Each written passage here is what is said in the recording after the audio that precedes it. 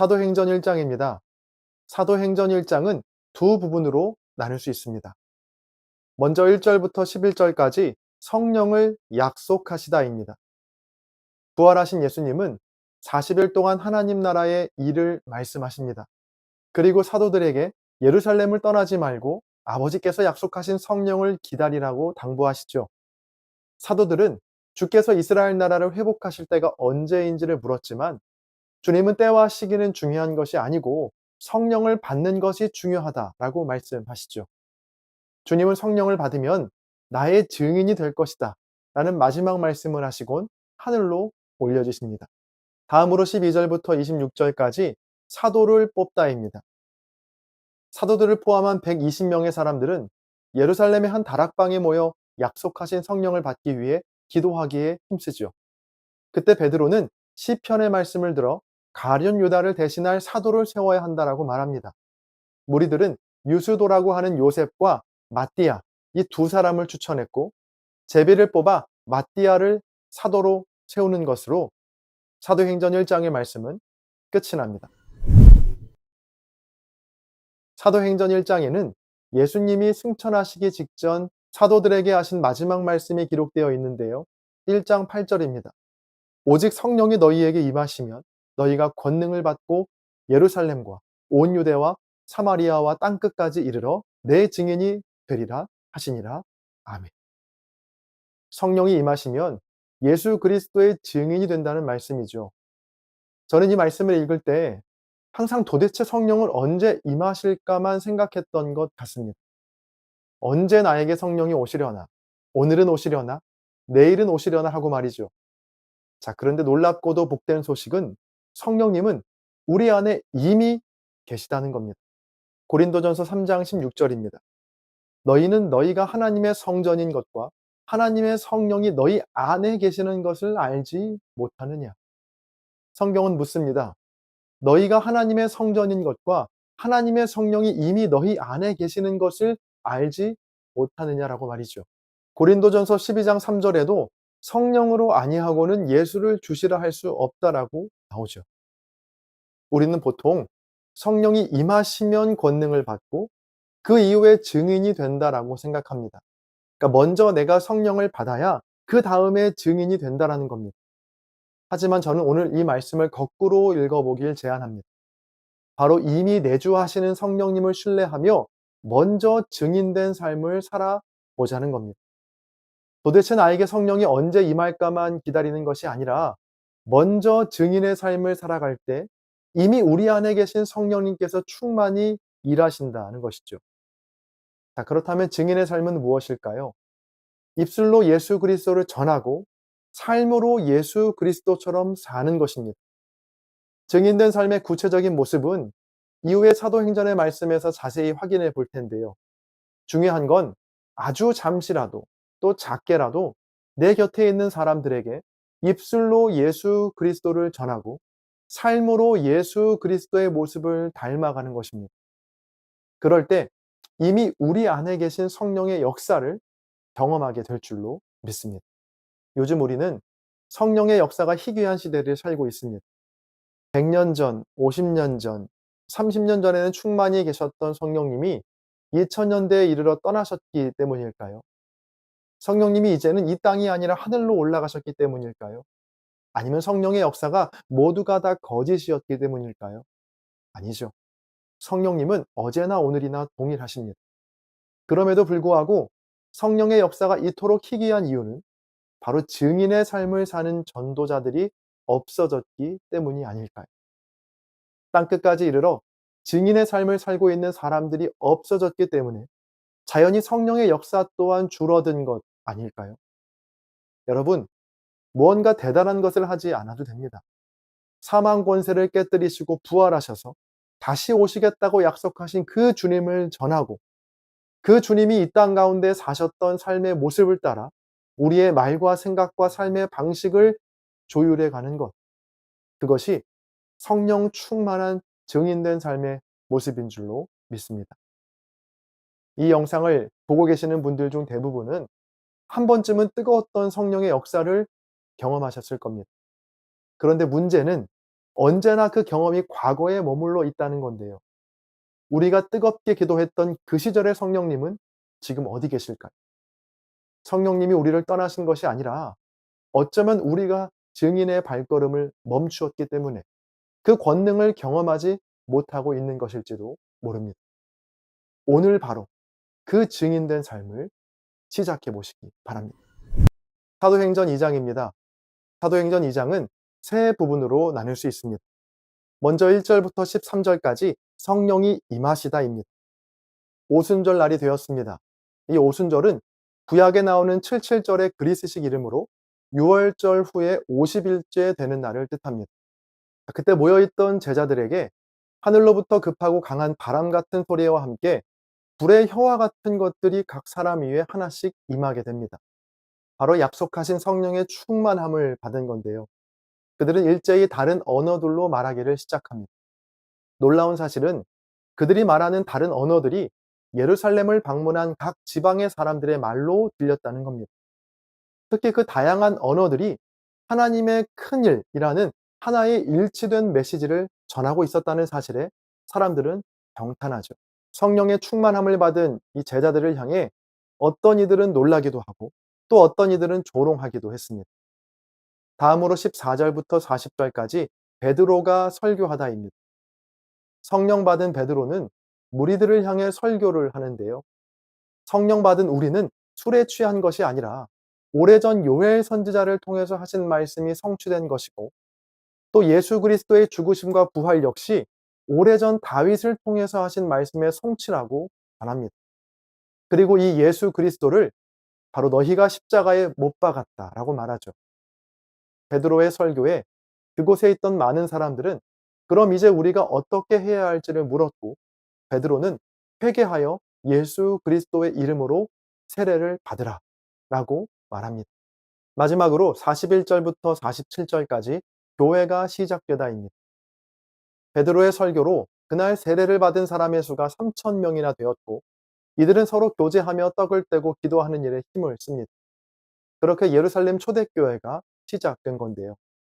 믿는 사람들은 날마다 마음을 같이하여 성전에 모이기를 힘쓰고 또 집에서 떡을 떼며 기쁨과 순전한 마음으로 음식을 먹고 하나님을 찬미하며 또 온 백성에게 칭송을 받으며 날마다 구원받는 사람이 더했다라는 것으로 사도행전 2장의 말씀은 끝이 납니다. 사도행전은 하나님의 복음이 어떻게 예루살렘에서 온 유대로 또 사마리아와 땅끝까지 퍼져갔는지를 우리에게 알려주고 있습니다. 예루살렘 안에서만 갇혀있던 복음이 폭발적으로 유대 땅과 땅끝까지 전해지게 되는데요. 그 강력한 힘의 원천이 바로 오늘 본문에 있는 오순절 성령의 임재 사건입니다. 성령이 임하시기 전까지는 예수님의 제자들은 물론이고 예수님을 따르던 수많은 무리들은 뿔뿔이 흩어져 있었습니다. 예수님을 위해 목숨을 버리겠다던 베드로도 또 예수님께서 예루살렘에 입성하실 때 종려나무 가지를 흔들며 자신의 겉옷을 바닥에 깔았던 예루살렘 사람들도 전부 다 흩어졌습니다. 그러나 성령이 임하시자 하나님의 영이 충만하게 임하자 모든 것이 바뀌었죠. 자신의 목숨을 지키기 위해 복음을 감추고 숨어 있던 사람들이 바로 광장에 나오기 시작한 겁니다. 그리고 담대하게 복음을 전하기 시작합니다. 이로 인해 수많은 사람들이 순교를 당하고 죽임을 당했지만 복음은 후퇴하지 않고 도리어 걷잡을 수 없이 퍼져나갔죠. 오늘 본문에 보면 이 성령이 임할 때 어떤 일들이 일어났는지 자세하게 나와 있는데요. 하늘로부터 급하고 강한 바람 같은 소리가 나고 불의 혀처럼 갈라지는 것들이 그들에게 보여서 각 사람 위에 하나씩 임하였다라고 나옵니다. 성령의 임재를 시각적으로 보여준 건데요. 이러한 성령의 임재는 시각적으로뿐 아니라 청각적으로도 확실하게 들렸는데 4절에 보면 성령의 충만함을 받고 성령이 말하게 하심을 따라 다른 언어, 즉 방언으로 말하기 시작했다라고 나옵니다. 마침 그때 디아스포라 유대인들, 즉 세계 곳곳에 흩어져 사는 유대인들이 예루살렘에 있었는데 분명히 방언을 하는 사람들은 갈릴리 사람들인데 그들이 하는 말이 자기의 나라에서 쓰는 언어로 들리게 된 겁니다. 그래서 어떤 사람들은 이런 성령의 역사를 보고 술주정이라고 말하기도 했죠. 자, 그런데 여기에서 우리가 잘 생각해 봐야 할 것이 있습니다. 강한 바람이 불고 또 불이 보이고 곳곳에서 방언이 터져 나오는 현상들이 물론 놀랍고 신비한 일인 건 맞습니다. 자, 그런데 꼭 이런 현상이 나타나야만 성령의 역사인 것은 아니라는 것이죠. 사실 이 좀 전에 말한 신비한 일들은요, 다른 이방 종교에서도 종종 나타나거든요. 단체로 환상을 본다거나 또 상식적으로 받아들이기 힘든 특별한 일들을 이방 종교도 경험하기도 합니다. 그래서 신비한 현상만을 쫓다 보면 이단이나 사이비 종교에 빠질 위험성이 매우 높죠. 오늘 본문의 베드로도 이러한 신비한 현상으로 놀라워하는 무리들을 향해 길게 말씀을 전하는데요. 이 설교의 내용이 아주 중요합니다. 베드로는 우리가 경험한 성령의 임재가 어느 날 갑자기 순간적으로 일어난 사건이 아니라고 말합니다. 자, 그러면서 구약 성경의 요엘서와 다윗의 시편을 인용하죠.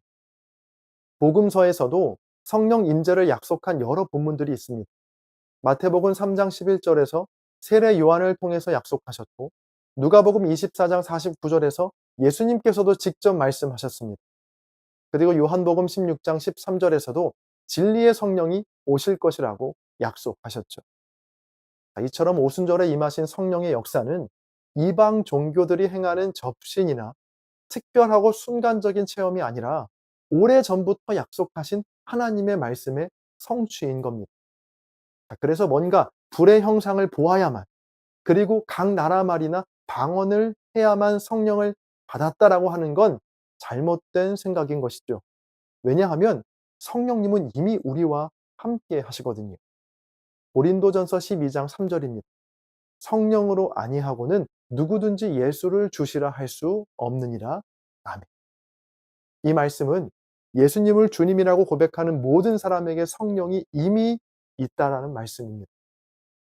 여러분 안에도 성령이 이미 계심을 믿으시기 바랍니다. 오순절에 임하셨던 성령님은 세상 끝날까지 우리와 함께 하신다고 약속하셨습니다. 그러면 이제 우리가 구해야 할 건 성령의 임재가 아니라 성령의 충만입니다. 이미 우리 안에 거하시는 성령님을 의지하며 나의 삶의 자리에서 하나님의 큰 일을 증거하는 저와 여러분 되시기를 간절히 바랍니다. 그럴 때 날마다 구원받는 사람을 더하게 하시는 주님의 놀라운 역사가 저와 여러분, 우리 교회를 통해 분명하게 나타나게 될 줄로 믿습니다. 사도행전 3장입니다. 사도행전 3장은 두 부분으로 나눌 수 있습니다. 먼저 1절부터 10절까지 병자를 고치다입니다. 제9시, 우리 시각으로 오후 3시에 베드로와 요한은 기도하기 위해 성전에 올라갑니다. 자, 이때 미문이라는 성전 문 앞에서 장애 때문에 구걸하고 있던 한 사람을 보게 되죠. 베드로는 그 병자에게 다가가서 은과 금은 내게 없지만 나사렛 예수 그리스도의 이름으로 일어나 걸으라고 말합니다. 그리고 그의 손을 잡아 일으키자 날 때부터 걷지 못하던 병자는 걷기도 하고 뛰기도 하며 하나님을 찬양합니다. 다음으로 11절부터 26절까지 설교를 하다입니다. 병자가 낫게 된 것을 보고 몰려든 사람들 앞에서 베드로는 설교하기 시작하는데요. 이 병자를 낫게 한 것은 자기가 아니라 너희가 십자가에 못 박아 죽인 예수 그리스도이심을 전하죠. 자, 그러나 베드로는 백성들을 정죄하지 않습니다. 너희들은 예수가 그리스도이심을 알지 못하여 그 주님을 십자가에 못 박았지만 사실 예수님은 하나님께서 모든 선지자들을 통해 예언하신 말씀의 성취를 위해 고난받으시고 죽으셨다는 겁니다. 자, 그러니 어서 회개하고 돌이켜 거듭날 것을 촉구하는 것으로 사도행전 3장의 말씀은 끝이 납니다. 오늘 본문의 배경은 예루살렘 성전의 미문입니다. 이 미문이라고 하면 작은 문인가 하는 생각도 들지만 이 미문의 미자는 작을 미가 아니고 아름다울 미자를 쓰죠. 그래서 세번역 성경은 이 절을 이렇게 옮기고 있습니다. 나면서부터 못 걷는 사람을 사람들이 떠매고 왔다. 그들은 성전으로 들어가는 사람들에게 구걸하게 하려고 이 못 걷는 사람을 날마다 아름다운 문이라는 성전문 곁에 앉혀 놓았다. 이 문의 이름이 미문인 이유는 예루살렘 성전의 문들 가운데 가장 아름다웠기 때문인데요. 생전에 그 문을 직접 보았던 역사가 요세푸스의 기록에 따르면 높이가 23m에 달하는 이 미문은 아름다울 뿐 아니라 금과 은을 입힌 황동으로 만들어진 이중문이어서 웅장하고 장엄하기 그지없었다라고 말합니다. 이렇게 엄청나게 화려하고 아름다운 문 앞에서 그 문과는 전혀 어울리지 않는 한 사람이 베드로와 요한을 불러 세웁니다. 바로 나면서부터 걷지 못해서 하루하루를 구걸하며 살고 있던 병자였습니다. 예수님 당시의 유대인들에게 이 장애란 죄와 저주의 결과였거든요. 예루살렘 성전의 거대하고 화려한 미문 앞에 앉아 있는 지체장애를 갖고 태어난 이 병자는 누구라도 무시할 수 있는, 아니 피해야만 하는 사람이었습니다. 베드로와 요한도 얼마나 성전에 자주 드나들었겠습니까? 이 병자도 하루 이틀 구걸한 것이 아니라 날마다 구걸했던 사람이었죠. 자, 그러니까 제자들과 이 병자는 초면이 아니었던 겁니다. 성전 미문을 지날 때마다 늘 그곳에 앉아 구걸하던 자, 성전 미문의 아름다움을 해치는 자, 걸리적거리는 존재가 바로 이 병자였던 겁니다. 그날도 역시 베드로와 요한은 제9시 오후 3시에 늘 하던 대로 미문을 통해 성전에 들어갑니다. 자, 그런데 이상하게도 그날 유독 병자의 구걸하는 소리가 베드로와 요한의 귀에 더 크게 들립니다. 그리고 여느 날과는 다르게 베드로와 요한은 그 자리에 멈춰 섭니다. 그리고 두 가지 행동을 하는데요. 먼저 4절입니다. 베드로가 요한과 더불어 주목하여 이르되. 자, 먼저 그를 주목하여 보았습니다. 평소 베드로와 요한이 주목하여 본 것은 아름다운 미문이었겠죠. 베드로와 요한만이 아니라 미문을 지나는 모든 이들의 시선은 늘 아름답고 거대한 미문을 향해 있었을 겁니다. 자, 그런데 오늘은 베드로와 요한의 시선이 그 크고 웅장한 미문이 아니라 그 아래에서 구걸하고 있던 더럽고 냄새나는 병자를 향한 것이죠. 그리고 이어지는 행동은 더욱 충격적인데요. 6절과 7절입니다. 베드로가 이르되 은과 금은 내게 없거니와 내게 있는 이것을 내게 주노니 나사렛 예수 그리스도의 이름으로 일어나 걸으라 하고 오른손을 잡아 일으키니 발과 발목이 곧 힘을 얻고. 자, 보통 이 두 절의 말씀 중에 우리는 6절에 주목하죠. 은과 금은 없지만 나사렛 예수 그리스도의 이름으로 일어나 걸으라. 자, 그런데 만약 제가 당시 그 미문 곁에 있던 유대인 중 한 명이었다면 이 6절도 놀랍지만 7절에서 소스라치게 놀랐을 겁니다. 자, 베드로가 병자의 오른손을 잡았다라는 장면인데 당시 유대 사회에서는 이 장애를 갖고 태어난 사람을 향해 부정하다는 인식이 있었고 그들과 접촉한다는 건 상상할 수도 없는 일이었거든요. 그에게 있는 부정함이 나에게 옮겨진다라고 생각했기 때문입니다. 자, 그런데 지금 베드로는 먼저 손을 내밀어 그의 오른손을 잡았다는 겁니다. 오직 예수님만이 하셨던 부정한 자들에게 다가가서 먼저 손 내밀어 그들을 만지셨던 그 일을 지금 베드로와 요한이 하고 있는 겁니다. 바로 베드로와 요한이 성령 충만했기 때문입니다. 우리 안에는 더 높은 곳을 바라는 욕망이 있죠. 우리의 눈은 온통 더 높고 화려한 것만을 쫓습니다. 마치 미문의 아름다움에 넋을 잃은 유대인들처럼 우리 또한 반짝이고 빛나고 화려한 것에서 눈을 떼지 못하죠. 자, 이것 자체가 나쁘다는 건 아닙니다. 자, 그러나 하나님을 섬기고 성령의 충만함을 받은 저와 여러분에게는 하나가 더 있어야 합니다. 그건 바로 가장 낮은 곳에서도 아름다우신 주님을 볼 수 있는 눈, 그리고 지극히 작은 자의 손을 잡아줄 수 있는 용기 말이죠. 저와 여러분 모두가 성령 충만하여져서 망가지고 더럽혀진 이 세상을, 또 비정한 이 세상을 아름답게 치유하고 새롭게 하는 복된 주님의 제자들 다 되시기를 주의 이름으로 간절히 축원합니다. 그러므로 너희가 회개하고 돌이켜 너희 죄 없이 함을 받으라. 이같이 하면 새롭게 되는 날이 주 앞으로부터 이를 것이요. 아멘. 사도행전 4장입니다. 사도행전 4장은 두 부분으로 나눌 수 있습니다. 먼저 1절부터 22절까지 공회에 끌려가다입니다. 미문 앞에서 구걸하던 자를 치유한 후에 베드로와 요한이 하나님의 말씀을 전하자 무려 5천 명의 사람들이 믿게 되었습니다. 이를 불편하게 여긴 제사장과 사두개인들은 그들을 붙잡아 가두죠. 다음 날 대제사장 안나스를 비롯한 유대의 종교 지도자들은 베드로와 요한을 불러 세운 후에 신문하기 시작합니다. 자, 무슨 권세와 누구의 이름으로 이러한 일을 행하냐라고 말이죠. 그러자 그들은 성령 충만하여 이렇게 대답합니다. 이 예수는 너희 건축자들의 버린 돌로서 집 모퉁이의 머릿돌이 되었느니라. 다른 이로서는 구원을 받을 수 없나니 천하 사람 중에 구원을 받을 만한 다른 이름을 우리에게 주신 일이 없음이라 하였더라. 아멘. 공회에 있던 종교 지도자들은 베드로와 요한의 이러한 대답에 깜짝 놀라합니다. 이전에 보았던 겁 많은 모습과는 너무나 달라졌기 때문이죠.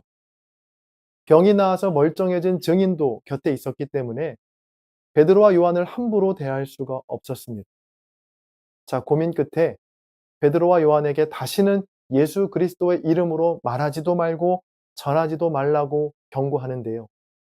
자, 그러나 베드로와 요한은 보고 들은 것을 말하지 아니할 수 없다라고 하면서 뜻을 굽히지 않습니다. 결국 관리들은 백성들의 눈치를 보다가 베드로와 요한을 풀어주게 됩니다. 다음으로 23절부터 37절까지 담대히 전하고 아낌없이 나누다입니다. 베드로와 요한이 풀려나자 예루살렘 교회의 성도들은 소리 높여 하나님을 찬송합니다. 어떤 위협에도 하나님의 말씀을 담대히 전하고 표적과 기사가 예수 그리스도의 이름으로 이루어지게 해달라고 간절하게 기도하자 그곳이 성령으로 충만하게 되었죠. 또 모든 물건과 재산을 가난한 사람들을 위해 나누었는데요. 위로의 아들이라는 뜻의 이름을 가진 바나바는 자기의 밭을 팔아 사도들에게 바쳤다라는 것으로 사도행전 4장의 말씀은 끝이 납니다. 예루살렘 초대교회가 성령을 받고 난 후에 주님의 복음은 점점 더 확장되고 전파되기 시작합니다. 사도행전 2장에 나오는 베드로의 오순절 설교를 통해서 3천 명의 사람들이 회개하고 주를 믿게 되었고요. 또 베드로와 요한이 성전으로 기도하러 가던 중에 걷지 못하던 병자를 치유하고 또 그곳에서 예수님이 그리스도 되심을 설교하자 5천 명이나 되는 사람들이 주님을 믿게 되었죠. 이렇게 점점 복음이 확장되자 예수님을 죽이는 데 앞장섰던 사람들은 초조해지기 시작합니다. 그래서 베드로와 요한을 끌고 와 신문했죠. 사도들을 가운데 세우고 묻되 너희가 무슨 권세와 누구의 이름으로 이 일을 행하였느냐. 지금 베드로와 요한 앞에서 신문하고 있는 이 안나스와 가야바는 예수님을 죽인 장본인들이었습니다. 겟세마네에서 기도하시던 예수님을 잡아가던 병사들도 바로 그들의 사람들이었고 베드로가 예수님을 3번이나 부인했던 장소도 바로 가야바의 뜰이었죠.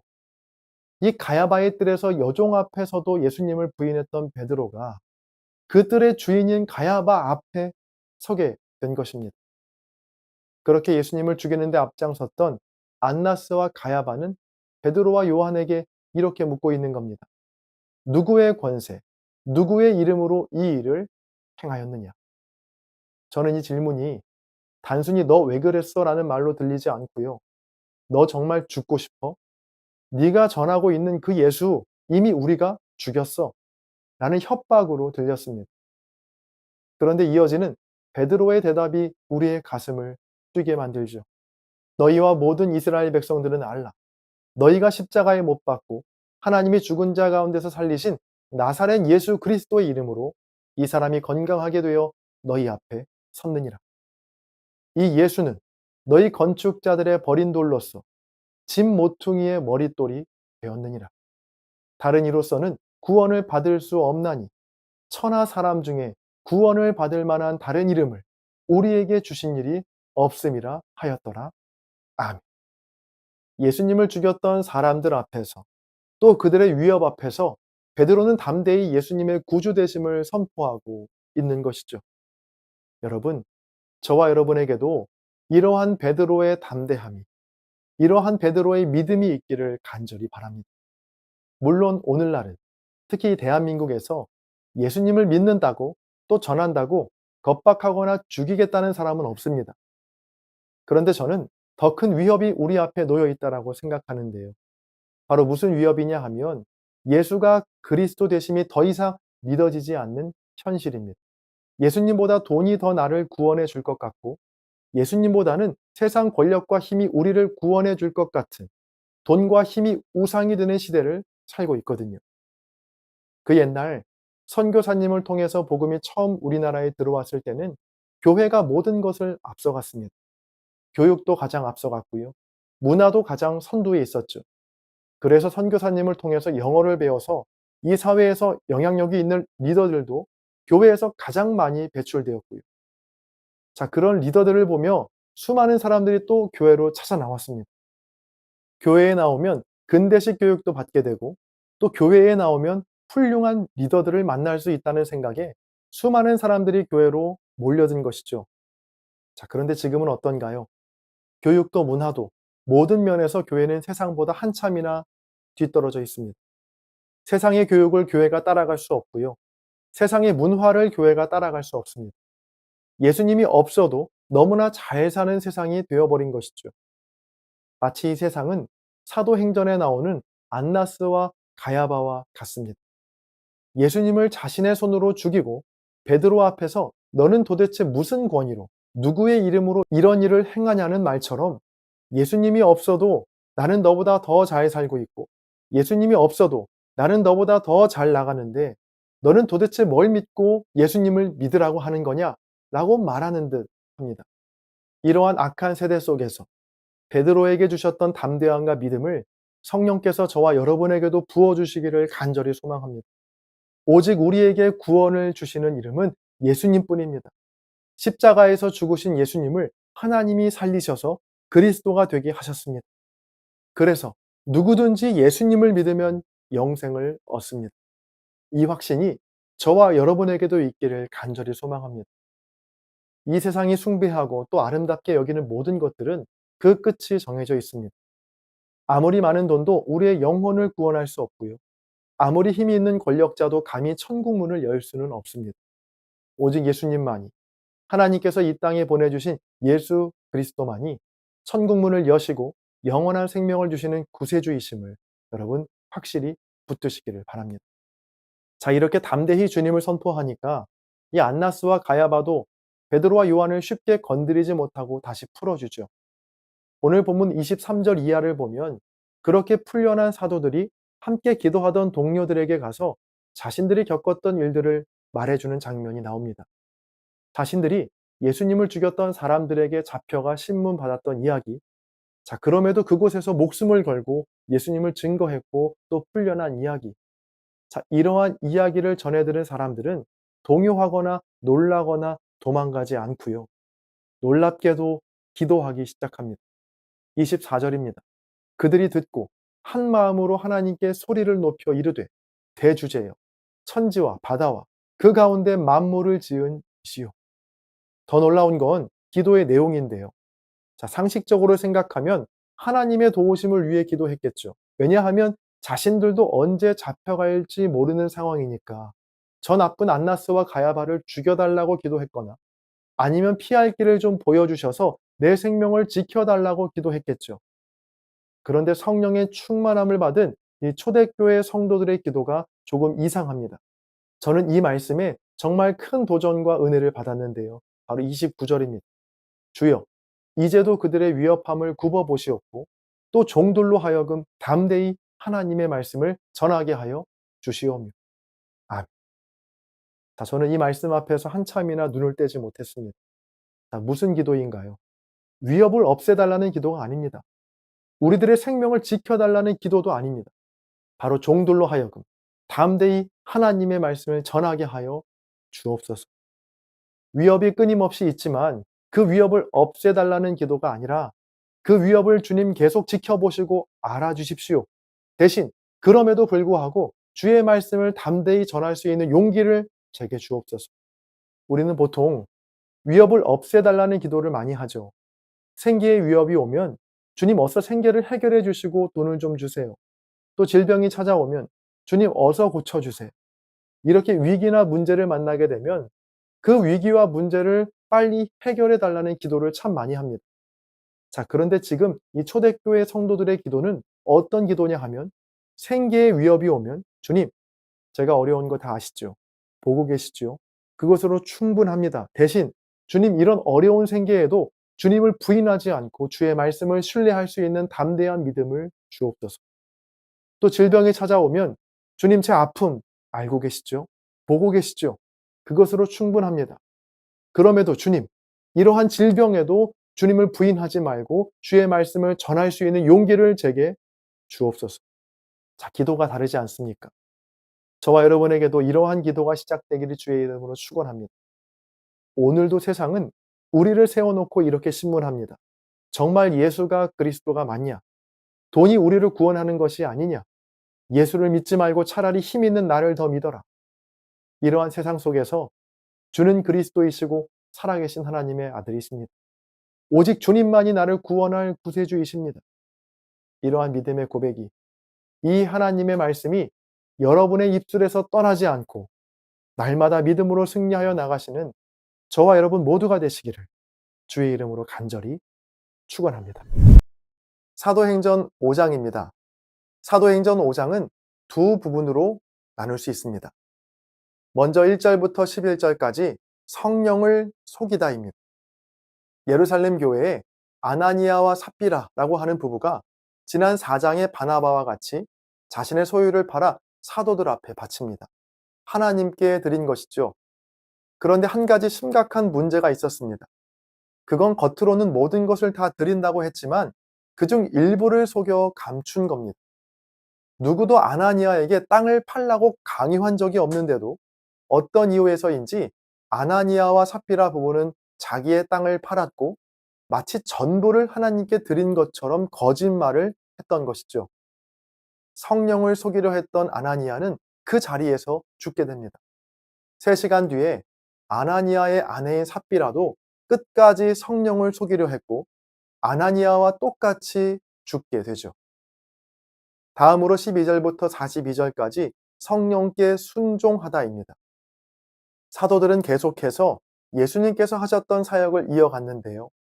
예수님처럼 아픈 자들에게 찾아가 손을 얹으며 치유 사역을 행합니다. 믿지 않는 많은 백성들도 사도들의 이런 모습에 칭찬을 아끼지 않았죠. 심지어 어떤 사람들은 베드로의 그림자에 닿기만 해도 나을 거라고 믿었습니다. 이렇게 사도들이 백성들에게 칭송을 받기 시작하자 이를 시기하는 사람들이 있었는데요. 바로 예수님을 십자가에 못 박으라고 외쳤던 종교 지도자들입니다. 그들은 예수님에게 했던 일을 사도들에게도 그대로 반복했는데요. 사도들을 잡아 옥에 가두었죠. 하지만 주의 사자가 사도들을 옥에서 꺼내주며 생명의 말씀을 백성에게 전하라고 명령하였고 사도들은 그 명령에 순종합니다. 한편 사도들이 감옥에서 사라진 사실을 알게 된 대제사장과 무리들은 사도들을 공의회로 불러 세우죠. 지난 4장에 이어서 두 번째로 공회에 서게 된 건데요. 사도들은 공회원들 앞에서 주눅들지 않고 당당하게 예수가 그리스도 되심을 선포합니다. 이에 공회원들은 크게 분노하며 사도들을 그 자리에서 죽이려 했죠.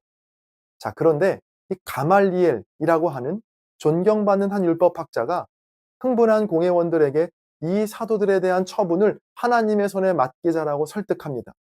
그들은 가말리엘의 이 말을 옳게 여겼고 사도들을 불러 채찍질하고 예수의 이름으로 말하는 것을 금지시킨 뒤에 풀어주게 됩니다. 풀려난 사도들이 예수님의 이름을 위해 능욕받는 일에 기뻐하며 예수는 그리스도다 라는 이 가르침을 계속해서 전했다라는 것으로 사도행전 5장의 말씀은 끝이 납니다. 사도행전의 말씀을 읽다 보면 한편의 흥미진진한 모험 영화를 보는 듯합니다. 불과 얼마 전만 해도 죽음이 두려워서 뿔뿔이 흩어져 있던 제자들이 한 자리에 모이게 되고 이제는 죽음을 두려워하지 않는 영웅들이 되어 놀랍고도 엄청난 일들을 해나가는 모습이 얼마나 흥미진진한지 모릅니다. 오늘 본문인 5장만 해도요, 얼마나 굵직한 사건들이 벌어지는지 몰라요. 성령을 속인 죄로 불과 3시간 만에 아나니아와 삽비라 부부가 그 자리에서 죽게 되고 온 교회와 이 일을 듣는 사람들은 다 크게 두려워합니다.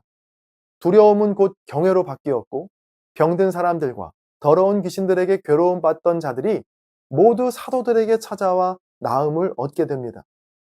이 소식을 듣게 된 대제사장과 사두개인들은 시기의 마음을 품고 사도들을 잡아 옥에 가두죠.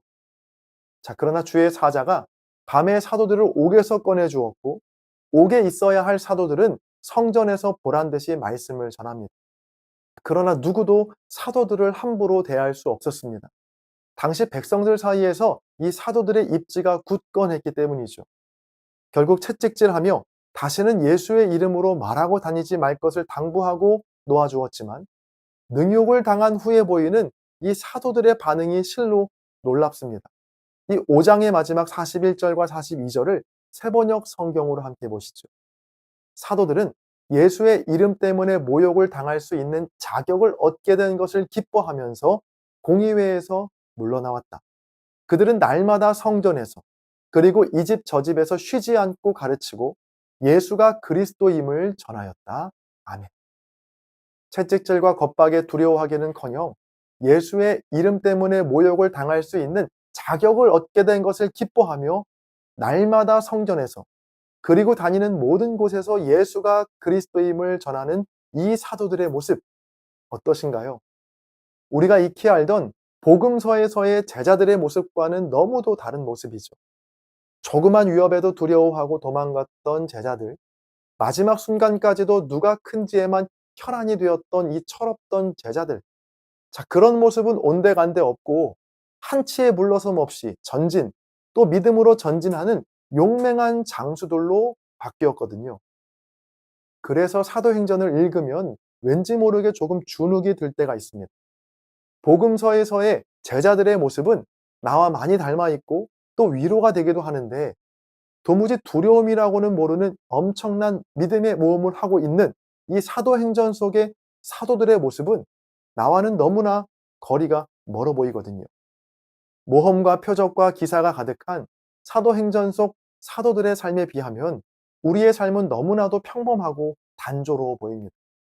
그래서 이 사도행전과 같은 삶을 살기 위해서는 또 성령 충만한 삶을 살기 위해서는 이 단조로운 일상을 벗어나서 무언가 새롭게 도전하고 모험을 떠나야만 할 것 같은 생각도 들죠.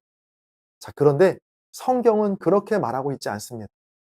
오늘 본문인 29절부터 32절까지의 말씀을 보시죠.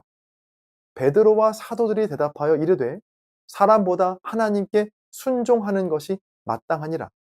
너희가 나무에 달아 죽인 예수를 우리 조상의 하나님이 살리시고 이스라엘에게 회개함과 죄사함을 주시려고 그를 오른손으로 높이사 임금과 구주로 삼으셨느니라. 우리는 이 일의 증인이요 하나님이 자기에게 순종하는 사람들에게 주신 성령도 그러하니라 하더라. 아멘. 사도들은 새로운 모험과 기이한 일들을 쫓아다니지 않았습니다. 32절에 나와 있듯이 그저 하나님께 하루하루 순종한 것이 전부였죠. 가라 하시니 갔고 전하라 하시니 전했고 멈추라 하시니 멈췄습니다. 그렇게 순종의 삶을 살다 보니 순종하는 사람들에게 주신 성령의 역사가 이 사도들의 삶에서 강력하게 나타났던 겁니다. 여러분, 순종이 먼저입니다. 순종을 통해 모험의 삶이 펼쳐질 수도 있지만 그렇지 않더라도 괜찮습니다. 순종하는 그 삶 자체가 가장 위대한 믿음의 도전이기 때문입니다. 그래서 저는 이 사도행전을 순종행전이라고도 읽습니다.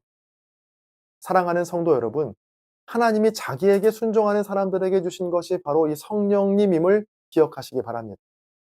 오늘 우리의 삶이 어제와 다를 것 없는 단조롭고 평범하고 지루한 일상이라 할지라도 이 하루를 순종으로 가득 채워가시기를 바랍니다.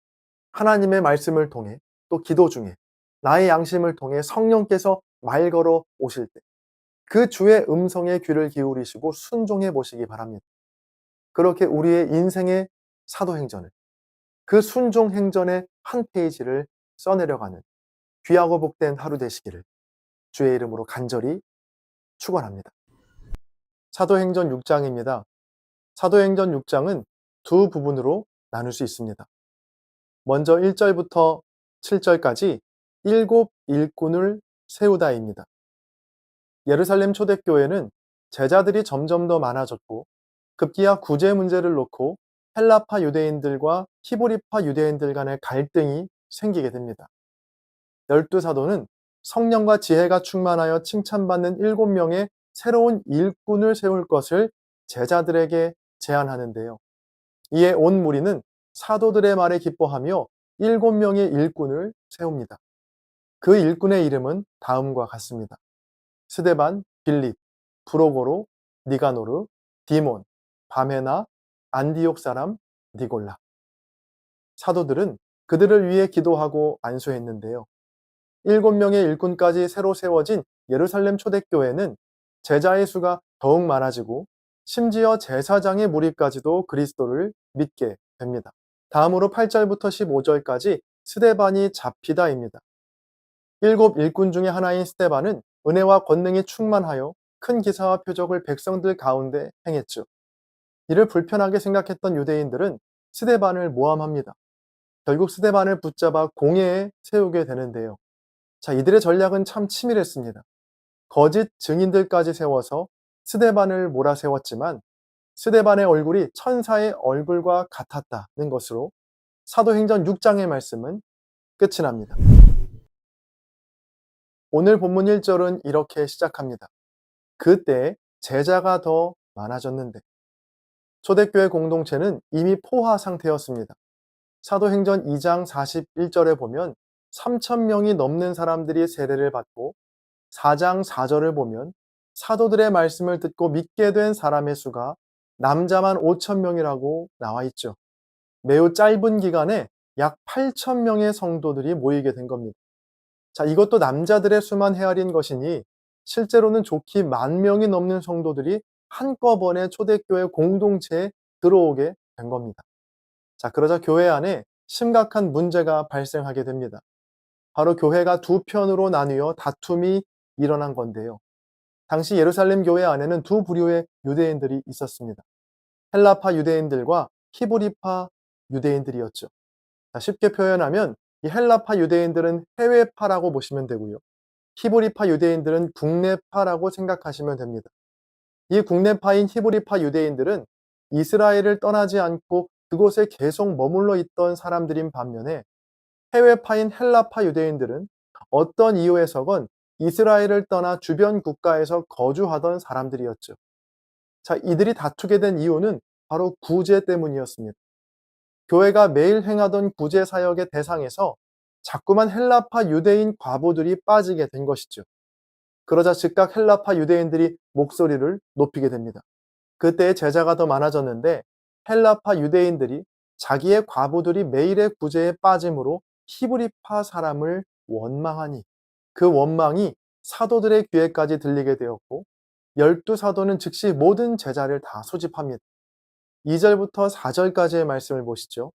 12사도가 모든 제자를 불러 이르되 우리가 하나님의 말씀을 제쳐놓고 접대를 일삼는 것이 마땅하지 아니하니 형제들아 너희 가운데서 성령과 지혜가 충만하여 칭찬받는 사람 7을 택하라.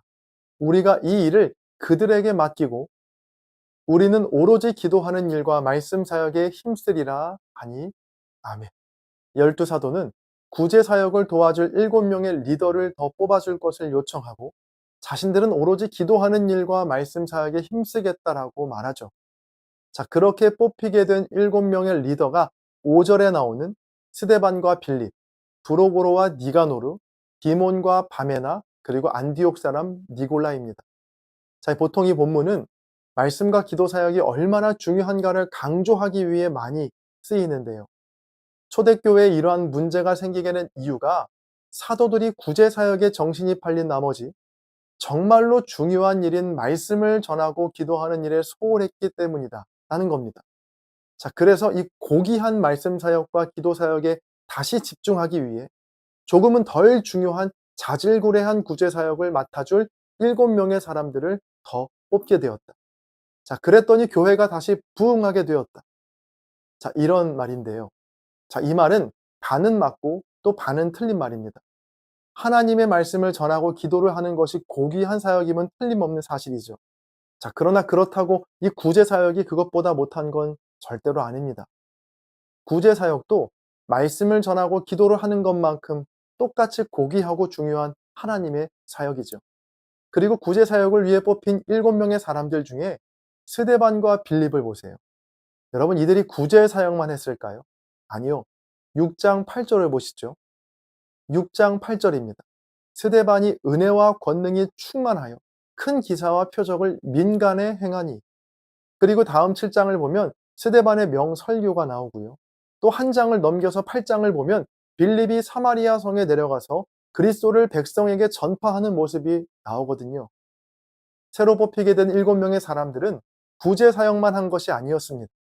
말씀을 전하고 기도를 하고 표적과 기사를 일으키는 등 사도들이 했던 사역을 똑같이 감당했다는 겁니다. 당시 이 사도들의 권위와 명성은 하늘을 찔렀습니다. 자, 그도 그럴 것이 이 사도들은 예수님이 하셨던 사역을 똑같이 재현하고 있었거든요. 병든 자를 일으키고 여러 기사와 표적으로 많은 사람들의 관심을 샀습니다. 어떤 면에서는 예수님을 더 능가하기도 했어요. 한 번의 설교로 5,000명 또 3,000명의 사람들이 세례를 받고 성도가 되었으니 그 영향력이 어마어마했겠죠. 오늘 본문이 있기 전에 사도행전 5장을 보면 아나니아와 삽비라 부부가 베드로를 속이다가 그 자리에서 즉사하기도 합니다. 자, 만약 여러분이 당시의 사도들이었다고 생각해 보세요. 목에 힘이 얼마나 들어갔을까요? 말 한마디에 수천 명의 사람들이 은혜를 받고 손이 닿는 곳마다 치유와 회복이 일어나는데 무엇이 부럽고 또 무엇이 두려웠겠습니까? 자, 그런데요. 이런 사도들의 절대적인 권위에 손상이 갈 만한 사건이 바로 오늘 본문의 사건인 겁니다. 이 표면적으로는 헬라파 유대인들이 구제 문제를 놓고 히브리파 유대인들을 원망하는 것 같지만 실은 사도들을 향한 원망이기도 하거든요. 12 사도들은 모두 히브리파 유대인들이었습니다. 헬라파 과부들이 자꾸 구제에서 빠진다는 문제 제기는 이 모든 것을 처리하고 있던 히브리파 사도들을 향한 원망이기도 했다는 것이죠. 만약 제가 그 사도 중 한 사람이었다면 좀 기분이 나빴을 것 같아요. 아니, 내가 누군데 감히 내가 하는 일에 토를 날다니, 그것도 어디 해외에서 굴러들어온 헬라파 사람들이 말이야, 하면서 충분히 헬라파 유대인들의 이야기를 무시할 수도 있었죠. 대부분 이런 상황이라면 이들의 말을 무시했을 겁니다. 혹은 힘으로 눌렀겠죠. 그런데 사도들은 그 문제 앞에서 전혀 다른 선택을 합니다. 바로 제자들을 다 불러 모아서 자신들에게 집중되어 있던 힘과 권위를 나누어 가질 7명의 사람들을 세운 겁니다. 이 세우는 방법도요, 사도들이 직접 지명하는 방식이 아니었고 사람들에게 모든 일을 위임합니다. 그렇게 뽑힌 7 사람들은 놀랍게도 그 이름이 모두 헬라식 이름을 가진 사람들입니다. 다시 말하면 전부 헬라파 유대인들이 세워지게 된 것이죠. 사도들은 자신들에게 있던 강한 힘과 권위를 덜어내고 비워내며 더 가볍게 만든 겁니다. 여러분, 이런 사도들의 선택이 얼마나 어렵고 또 불가능에 가까운 일인가는 우리의 삶을 조금만 돌아봐도 알 수 있습니다. 나이가 들수록 누군가의 비판과 지적이 얼마나 우리를 불쾌하게 만드는지 모릅니다. 더군다나 일정한 지위에 오르고 힘과 권력을 갖게 되면 그 불쾌감은 몇 배로 더 커지죠. 내가 가진 힘과 권위를 다른 사람과 나눈다는 건 정말 상상할 수도 없는 일이거든요. 자, 그렇다면 이 사도들은 어떻게 이런 선택을 할 수 있었을까요? 그건 그들이 성령을 받았기 때문입니다. 또한 사도들은 자신들에게 있는 힘과 권위가 자기가 이룬 것이 아니라 하나님께 선물로 받은 것이라는 확고한 고백이 있었던 겁니다. 그래서 고민 없이 자기에게 있던 힘과 권위를 덜어낼 수 있었던 것이죠. 결국 초대교회의 갈등이 분열이 아닌 더 큰 부흥으로 이어질 수 있었던 비결은 사도들이 자신의 자리보다 하나님의 나라를 더 귀하게 여겼기 때문입니다. 그들은 자신들의 기득권을 주장하며 높은 벽을 쌓는 대신 원망의 소리에 귀를 기울이며 더 가벼워지는 길을 택한 겁니다. 내가 준 것을 놓아야 비로소 다른 이의 손을 잡을 수 있다는 이 단순하고도 명확한 진리가 헬라파 유대인 리더들을 세우는 파격적인 결단으로 나타난 것이죠. 오늘 우리의 삶은 어떤가요? 혹시 나의 경험과 권위를 앞세워서 타인의 목소리를 밀어내고 있지는 않나요? 사도들이 보여준 더 가벼워짐을 통해서 이뤄낸 이 거룩한 비워냄이야말로 오늘날 갈등과 반목으로 점철된 우리의 교회 공동체가 회복해야 할 가장 시급한 영성이 아닐까요?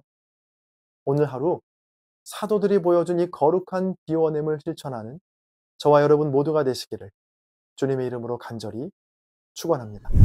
사도행전 7장입니다. 사도행전 7장은 두 부분으로 나눌 수 있습니다.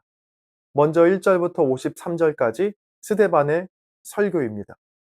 거짓 증인들의 말을 들은 후에 대제사장이 스데반에게 이 일이 사실이냐라고 묻자 스데반은 이스라엘의 역사를 길게 설명하며 변론하기 시작합니다. 그는 하나님께서 아브라함을 부르신 일부터 시작하여서 요셉과 모세, 그리고 광야 시대와 성막, 또 다윗과 솔로몬의 이야기까지 차례대로 언급하죠. 이 스데반 설교의 핵심은 두 가지인데요.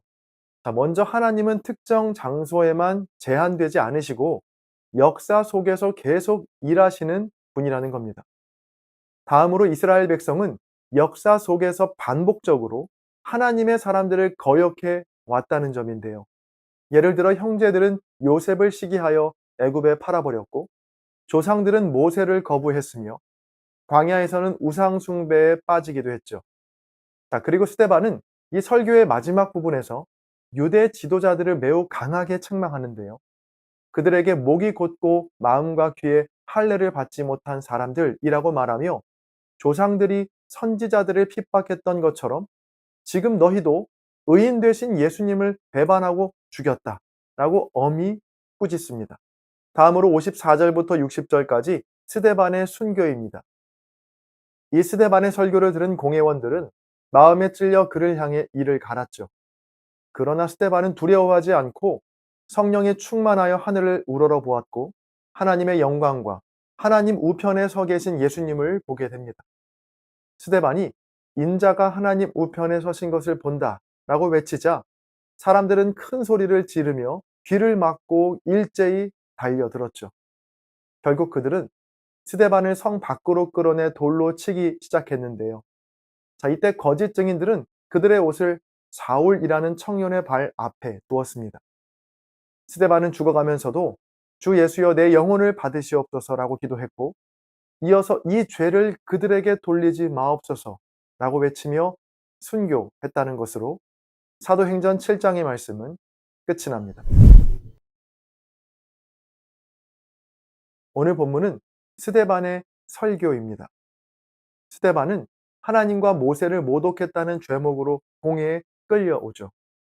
대제사장과 예수님을 죽인 수많은 사람들 앞에서 스데반은 아브라함 때부터 요셉, 모세에 이르기까지 구약의 역사를 말하기 시작합니다. 공회에 모인 사람들과 스데반은 공통점이 있었죠. 먼저 아브라함과 요셉, 그리고 모세를 알았다는 겁니다. 심지어 스데반은 헬라파 유대인 공동체에 속한 사람이었고 공회에 모인 사람들은 대부분 정통 히브리파 유대인들이었습니다. 이 스데반은 정통 유대인들 앞에서 그들의 조상에 대한 이야기를 하기 시작한 겁니다. 공회에 모인 유대인들도 아브라함과 요셉과 모세를 알았고 잡혀온 스데반도 아브라함과 요셉과 모세를 알았습니다. 그러나 둘 간에는 결정적인 차이가 있었는데요. 그건 바로 예수님에 대한 고백입니다. 유대인들에게 예수님은 그저 선지자 중에 한 사람, 또 자신들의 권위에 도전한 위험한 인물에 불과했습니다. 그러나 스데반에게 예수님은 아브라함 때부터 하나님께서 계획하시고 보내시겠다고 하신 유일한 구원자 메시아였죠. 같은 시대에 똑같이 예수님을 보았지만 어떤 사람은 그 예수님을 구원자로 고백하는 반면 또 어떤 사람들은 예수님을 조롱하고 핍박합니다. 왜 이런 차이가 날까요? 바로 오늘 스데반의 설교를 보면 그 이유를 알 수 있는데요. 결론부터 말씀드리면 스데반은 하나님의 말씀에 대한 확실한 믿음이 있었습니다. 내 뜻과 내 생각보다 하나님의 말씀을 전적으로 믿고 그 말씀을 신뢰했다는 겁니다. 스데반은 출애굽 사건에 대해서 다음과 같이 말하는데요. 17절입니다. 하나님이 아브라함에게 약속하신 때가 가까우매 이스라엘 백성이 애굽에서 번성하여 많아졌더니 이스라엘 자손들이 생육하고 불어나고 번성하고 강해진 것은 역사적으로 일어난 사실이죠. 그런데 이러한 사실에 스데반은 어떤 고백을 더하고 있죠? 17절 말씀을 다시 보시면 하나님이 아브라함에게 약속한 때가 가까우시네. 무엇이 다른지 아시겠죠? 스데반은 그냥 우연적으로 이스라엘의 숫자가 많아지고 강성해졌다고 보지 않았습니다. 아브라함에게 하신 하나님의 약속의 성취라고 보았죠. 바로 하나님 말씀에 대한 전적인 신뢰, 하나님의 약속에 대한 확실한 믿음을 고백하고 있습니다. 또 한 군데만 더 살펴보면 35절입니다. 그들의 말이 누가 너를 관리와 재판장으로 세웠느냐 하며 거절하던 그 모세를 하나님은 가시나무 떨기 가운데서 보이던 천사의 손으로 관리와 속량하는 자로서 보내셨으니, 이 스데반은 출애굽기 2장에서 모세가 백성들로부터 거절당한 사건을 가져와서 그렇게 백성들이 거절하던 그 모세를 하나님이 이스라엘을 구원할 자로 보내셨다라고 해석하고 있습니다. 자, 그럼 궁극적으로 스데반이 말하고자 하는 것이 무엇이죠? 너희들이 버리고 너희들이 거절한 예수 그리스도를 하나님이 모세처럼, 아니 모세와는 비교할 수도 없는 완전한 구원자로 세워주셨다라는 겁니다. 오늘 말씀을 통해서 두 가지만 나누고 싶은데요. 먼저는 우리 인생에 우연히 일어나는 일은 없다라는 겁니다. 애굽 땅에서 이스라엘 백성들이 강성해진 것, 또 그것 때문에 핍박을 당한 것, 또 모세를 숨기게 하신 것, 이 모든 과정들이 다 하나님의 세밀한 계획과 완전한 뜻 안에서 일어난 사건이라고 고백하고 있죠. 우리 삶도 마찬가지입니다. 어떤 때는 강성해진 이스라엘처럼 우리 인생이 소위 말해 잘 나갈 때도 있고요. 또 원인 모를 아픔을 겪으면서 절망할 때도 있습니다. 또 모세처럼 많은 사람에게 거절당할 때도 있고요. 자, 그런 일들을 그저 우연이라고 생각해 버리면 잘 나갈 때는 교만해지게 되고요. 어려움을 당할 때는 비참해지게 됩니다. 자, 그러나 그 모든 것들이 하나님의 계획 안에 있고 하나님의 약속이 이루어지는 과정이라는 믿음의 눈이 열리게 되면 잘 나갈 때도 겸손할 수 있고요. 어려움을 당할 때도 믿음으로 이겨나갈 수 있습니다. 우연히 나에게 찾아온 행운, 우연히 나에게 찾아온 절망이라는 건 없습니다. 모든 것이 하나님께서 구원의 약속을 이루시기 위해 허락하신 과정이라고 여기셔서 하루하루를 믿음으로 승리하시기를 축복합니다. 다음으로 두 번째로 결국 결론은 예수님이 되어야 한다는 겁니다. 스데반 설교의 결론은 결국 예수님이었습니다. 공회에 모인 사람들과 이 스데반의 결정적인 차이이기도 한데요. 아브라함과 요셉과 모세로 이어지는 과정은 비슷했을지 모르지만 그 결론이 완전히 달랐습니다.